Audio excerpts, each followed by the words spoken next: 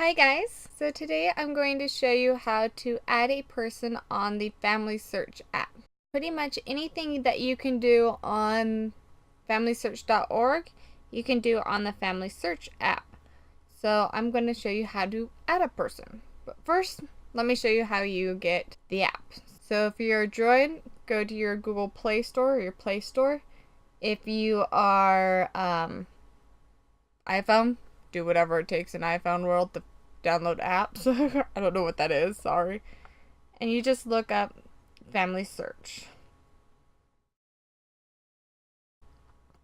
Generally, if you look up FamilySearch, it will pull up the FamilySearch tree first. Sometimes it might pull up like FamilySearch memories, that's down here at the bottom. But most cases I've ever seen is actually just the FamilySearch tree that pulls up. And that is what you want to download, or if that's the app you want to get, is the FamilySearch tree. So you just click install, or in my case you click open because I already have it. So yeah. So now we're here back on my LDS page where I have the app, and I'm just going to click on the family tree. That's what it shows you, is the family tree. And of course I have to sign in first, so let me hurry and do that. So once you sign in, it's always, or it should always, bring you up here to your pedigree page. Sorry for all the blurs. I've got to keep my family life private, or my husband's family life private, so you're just gonna have to deal with the blurs. So unlike on FamilySearch where you can do the fan chart, the landscape, or portrait pedigree, sadly only on the app you can do the portrait pedigree. So I'm sorry you can't change it to any of the other ones. You're just gonna have to deal with this one. But just like the FamilySearch.org, you just click the arrows to go up your tree or down your tree, and then you just click and drag. I'm gonna go over here to Hannah on the left side and add her family tree. So I'm gonna click the arrow and slide her to the middle. Now that she's in the middle, I'm going to click add a husband or add a father, and I'm going to type her father's name. I actually don't know her father, so this is going to be interesting. I'm probably just going to put Mr. Roach.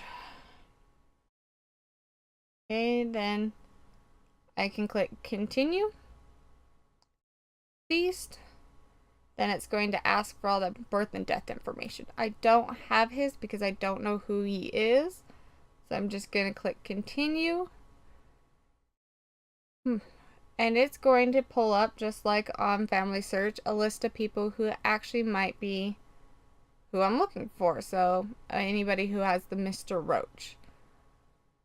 And I could just go through, look at all these. If I find anybody who I think is a match, I can click add match, and it will connect to the tree. But since any of these I'm pretty sure are not, I don't know. Since I have no idea who her father is, I don't feel comfortable adding any of these guys. So I can say down here at the bottom, none of these are the person I've entered, and click no match. And then I just click add this person, and now it's creating Mr. Roach. Or, you know, FamilySearch could have error problems and be like, hey, try again later. So apparently right now FamilySearch isn't working and it won't let me connect or add Mr. Roach to FamilySearch, which I guess is okay. I'll deal with it. I don't know who he is, so we're just gonna go back to the tree. So once again, we can go add a person, and you can do find by ID. So right underneath continue is find by ID, and you type in that little weird number thing that's next to people's names, or right underneath the name. It's like generally 4 letters and numbers, a dash, and then 3 letters or numbers. That's the personal ID, and that's what you would want to type in here and be like, oh, yep, this is, well, let's do an example here. Let's do a random, well, semi-random person.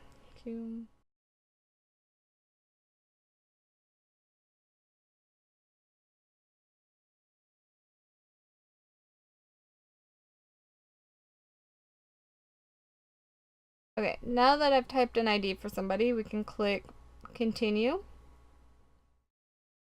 and it will pull up this random person's number I put in, ID number I put in.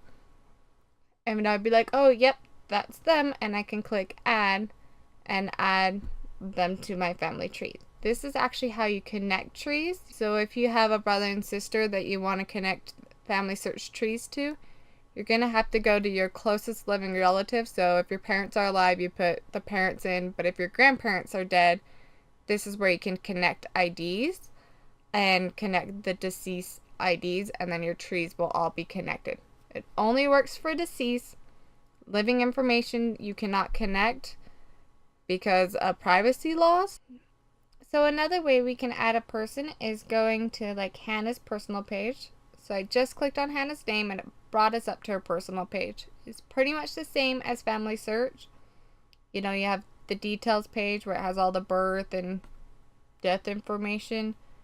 You can click on spouse and it'll show you up who their spouse is and when they got married.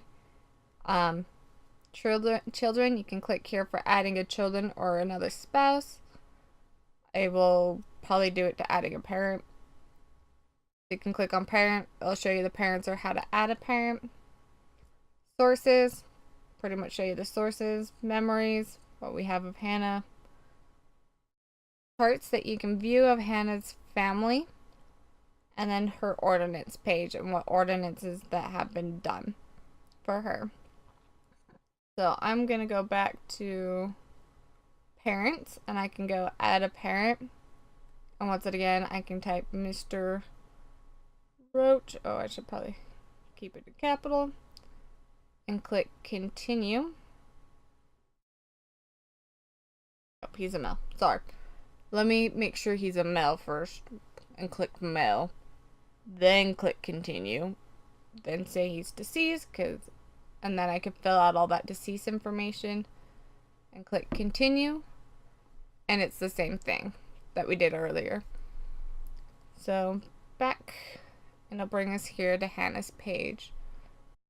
So that is how you would add or connect trees together here on the FamilySearch app. If you have more questions, I recommend that you watch my original video on how to add or connect family trees on FamilySearch. I will put that video in the description below, the link to that video in the description below.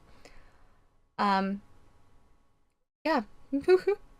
It's pretty much the same process of doing it online, but it just looks a little different because you're on an app, but it should be pretty much the same thing. If you have any other additional questions, please comment below. If you have any suggestions on what I should film, please also comment below. And I hope you all have a beautiful week. Bye.